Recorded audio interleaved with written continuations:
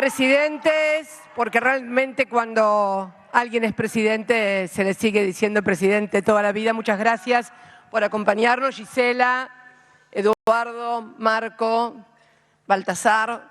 Muchas gracias a todos y a todas. Una noche de muchas emociones y, como alguien dijera, también de muchas caricias, ¿no? Después de tantos golpes y hasta intentos de tiro. Pepe, Pepe, me había olvidado de Pepe y de Lucía. Y de Lucía, Pepe y Lucía, los dos, Pepe y Lucía. Y bueno, cuando estaba esperando ingresar, viendo la última parte de ese video que trajiste, Rafael, que ilustra, bueno, de eso podríamos hacer películas, series, podríamos hacer series en Netflix, varios capítulos. Así que yo no quiero, hubo explicaciones de juristas, todos hablaron, pero me parece que esto del lawfare, y que recién Gisela hablaba de derecho penal del enemigo, cooptación del sistema, medios, articulación con los medios, fundamental. El lawfare no se explica sin los medios de comunicación. Las sentencias se escriben en los medios de comunicación y después un juez o un fiscal suscribe la acusación o suscribe la sentencia. Esto es como funciona el lawfare, pero a mí lo que me interesa fundamentalmente es analizarlo primero de una perspectiva histórica y segundo, cuál es el verdadero objetivo del lawfare, porque, como recién decía Gisela, es la criminalización de la política, pero no de toda la política, sino de una que tiene que ver con la redistribución del ingreso, con la movilidad social ascendente para que nuestras sociedades no queden cristalizadas eternamente entre ricos y pobres. Es algo que ya lo vivimos también, no bajo la forma del lawfare, porque la convocatoria el día de hoy era del partido militar al partido judicial. Es difícil por ahí hablarle a jóvenes de 20 años de los desaparecidos de hace 40 años. Pero en realidad este lawfare que hoy inunda toda la región fue precedido por otros instrumentos previos. Durante la doctrina de seguridad nacional, cuando el mundo se dividía entre occidente, este y oeste, las Fuerzas Armadas cumplieron en toda la región, el rol de interrupción de los procesos que hoy se denominan populistas y que toda la vida fueron los procesos nacionales, populares y democráticos que vienen desde la historia misma de la construcción de nuestras nacionalidades en la América del Sur. Tiene que ver con esto. ¿Qué era el partido militar? Bueno, esto, lo que pasó en el 76. Se interrumpe un modelo de acumulación que había surgido allá después de las guerras en la República Argentina y que simbolizó por sobre todas las cosas el peronismo, que fue esencialmente la movilidad social ascendente. Yo soy hija de esa Argentina, de la Argentina de la movilidad social ascendente, donde la hija de trabajadores, un hijo de un trabajador, accedía a la universidad y también accedía a la presidencia de un país. Somos hijos de ese modelo. En el 76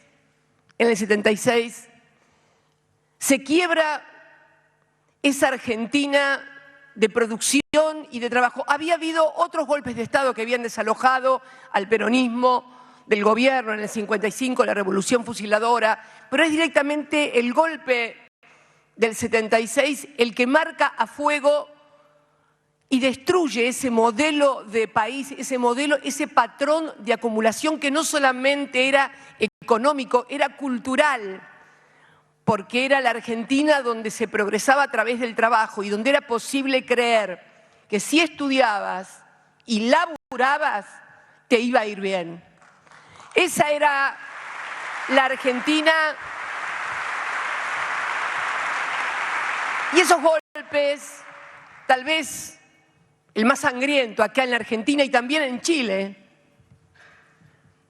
ahí Marco Ominami también, como nuestros hijos, es también un hijo de ese golpe de Estado de Pinochet. Y casualmente es en Chile donde se instala el primer laboratorio del neoliberalismo en la Argentina. Vieron que últimamente se hablan de von Hayek y hay un nuevo político que habla mucho de von Hayek y quiere poner en la Argentina en la onda de von Hayek.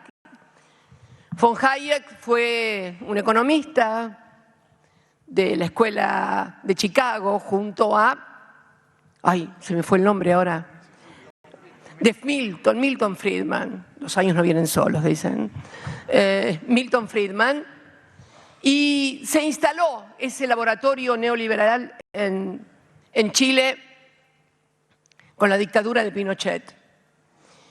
Luego vino otro neoliberalismo, vino una ola de neoliberalismo en toda la región con las privatizaciones, pero fue el golpe militar el que quiebra ese patrón de acumulación, esa cultura, y surge y se reafirma a partir de allí la economía bimonetaria en la Argentina.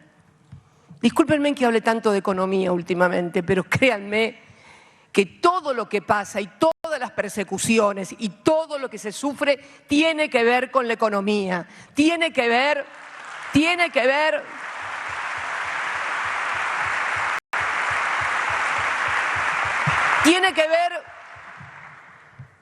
con esa Argentina que un 25 de mayo del año 2003 vino a reconstruir nuevamente lo que yo denomino el Estado democrático constitucional. Un hombre con apenas el 22% de los votos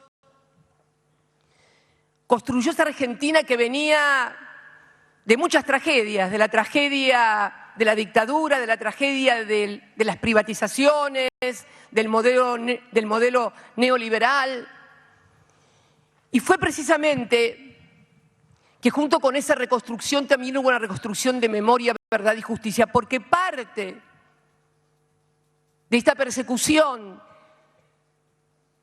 de la que tal vez yo, porque lo represento o tengo el mayor grado de representación de ese espacio, se encarnizan conmigo, porque no solamente es la economía, sino también lo que pudimos construir en materia de derechos humanos en la República. No nos van a perdonar nunca, nunca. No nos van. Todavía recuerdo esa tapa de página 12, que está allá en el mausoleo en Río Gallegos, donde el genocida decía que su peor época, Videla, ¿no? Su peor época había llegado con los Kirchner. No lo voy a olvidar nunca.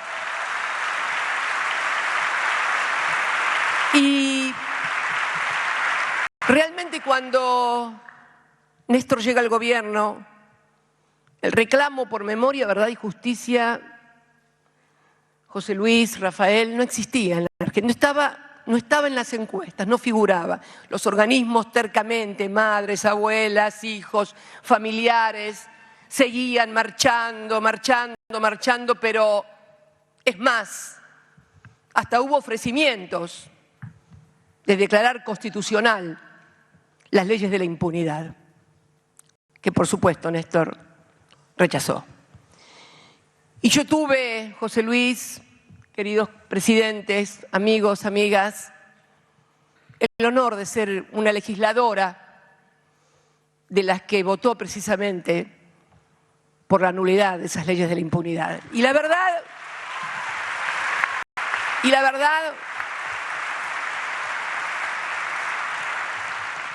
que cuando hablamos de reconstrucción de ese Estado democrático constitucional fue profundo y a fondo. Reconstituimos la autoridad de una Casa Rosada, de un poder ejecutivo. Tal vez los que hoy tengan 20 años no lo se acuerden, pero allá por el año 2001 los argentinos y las argentinas en las calles gritaban que se vayan todos, que no quede ni uno solo. Era el repudio a la política por lo que había pasado.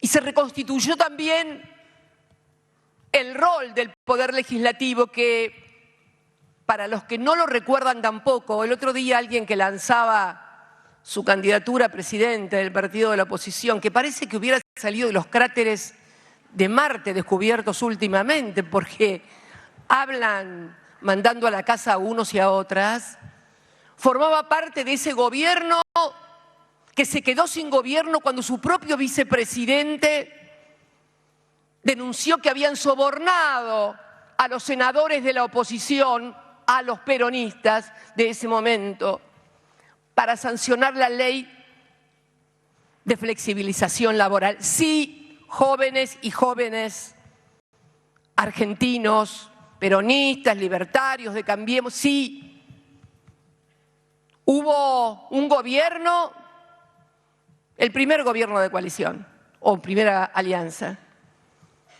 cuyo vicepresidente renunció denunciando la corrupción porque habían sobornado a legisladores. Sí, se compraban leyes en la República Argentina y las otras se obtenían con la amenaza de que había que sancionar tal cosa, déficit cero, déficit lo otro, porque si no venía el fondo y nos cortaba a todos la cabeza. Sí, hubo una época en que el Poder Legislativo era eso, y vinimos a reconstruir también eso. Cuando me tocó asumir como presidente en el 2007, en el Congreso de la Nación, yo había sido legisladora desde el año nacional, desde el año 1995, había oficialismo y oposición. Y las leyes se votaban de acuerdo a las convicciones de cada uno, sin amenazas, y también reconstruimos eso. Y también le tocó a él, con apenas el 22% de los votos, reconstruir también un poder judicial que en ese momento tenía la denominada mayoría automática y que había amenazado no al gobierno, sino a los argentinos con la dolarización de la economía. Esta era la Argentina del 2007. Vos lo conociste a Néstor, José Luis, porque voy a contar algo. Cuando va por primera vez Néstor a España, le dicen, José Luis era obviamente el presidente del Partido Socialista Español, del PSOE. Eras presidente del PSOE, ¿no? Claro. Secretario general. Secretario general, cierto. Ustedes tienen secretario general. Bueno, el que manda, bueno, yo soy peronista, ¿viste? Somos todos... No. Sí. Mucho eso no lo entiendo. Bueno, eso es más de izquierda. Nosotros somos peronistas.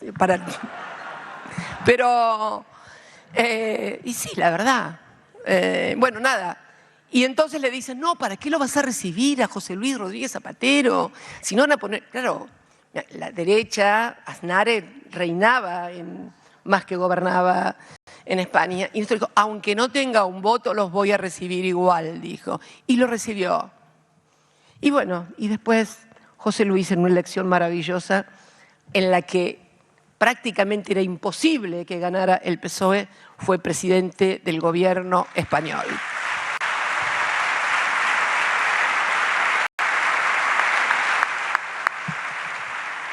Digo... Pero cuando salía de la reunión me dijo, vas a ganar.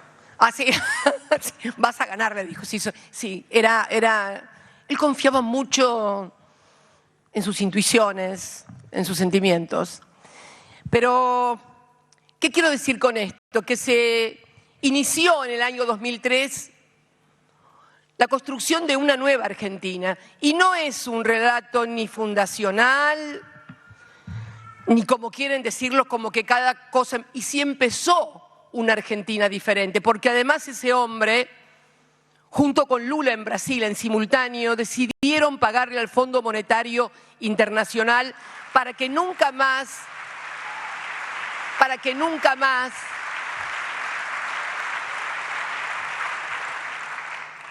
pudiera dirigir la economía en la Argentina. Vinieron muchas cosas, la recuperación de las AFJP, la recuperación de nuestra petrolera de bandera, YPF, las políticas sociales, satélites.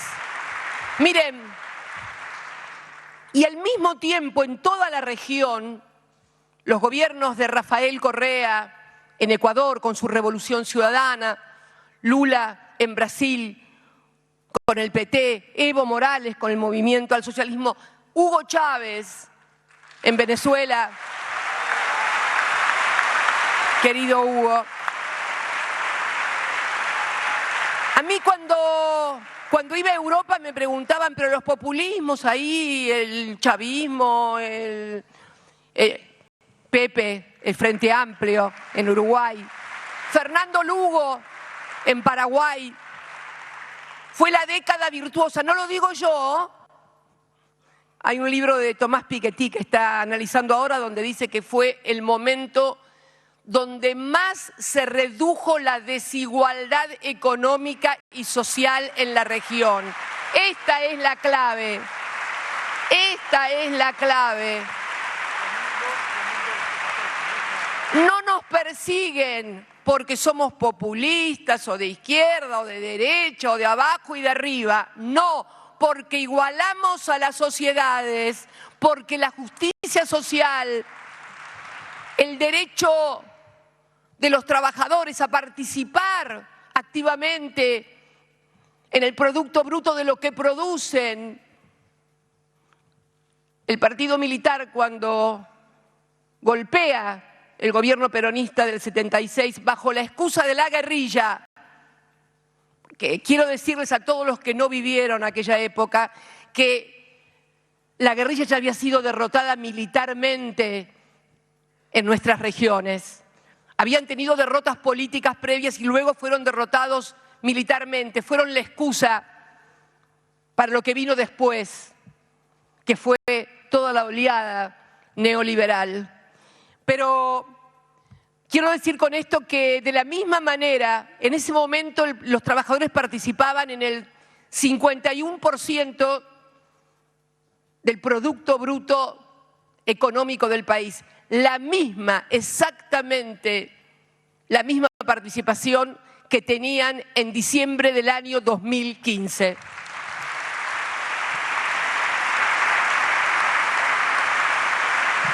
Durante 12 años y medio, pudimos reconstruir con mucho esfuerzo,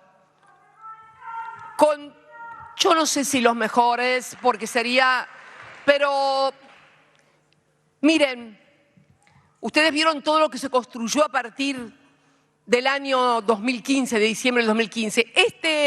Este bendito juicio de vialidad que comienza, como todos ustedes saben los que lo han leído, por una denuncia en enero del 2016. En enero del 2016, por supuesto, había un foro de atracción en Comodoro Pi.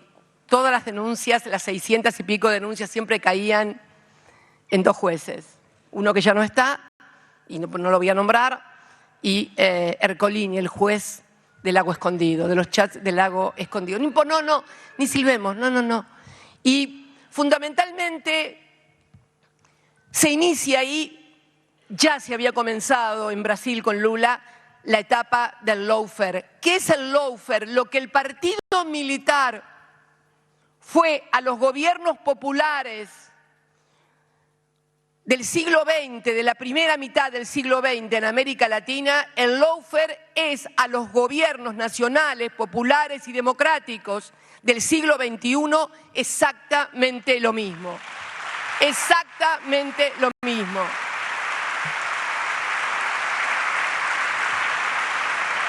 Y comienza a construirse algo. Miren, en estos días electorales que corren en la Argentina, uno puede recoger frases maravillosas,